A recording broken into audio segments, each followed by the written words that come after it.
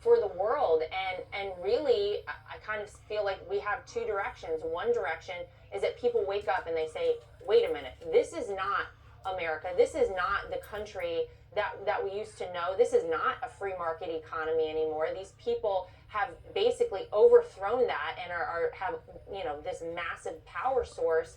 Working with, by the way, political power. Right. Working with the government in power and today. are making decisions for us. We are no longer deciding things for ourselves, are giving us information as they want us to have it, not information that we can critically think about and digest. Or sadly, it goes the other way, and perhaps this continues until it really dissolves the United States of America and Western culture as we know it. And I think that's the ultimate goal here. The end game for the people pushing this woke ideology is the end to Western culture. They have never liked it. They have wanted it to end for a long time, and then they get to rebuild it in their perfect image. And I don't think that that's what any of us want deep down. So we need to take a long, hard look at ourselves as Americans and say, when are we going to say enough is enough? When are we going to have the CEOs that stand up and say, I'm not going to make any statements politically, I'm just going to be neutral? We need more of that out there, and I think it would go to further a cause that would be positive for America.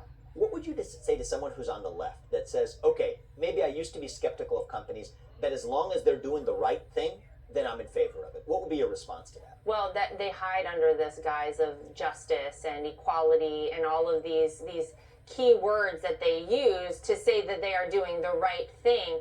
If you actually break down what these companies have done, where the money goes, who it is that they're helping and who it is that they're hurting, ultimately, what you get to is that they are about profit. They are about themselves. They are ultimately doing nothing to better anyone's situation.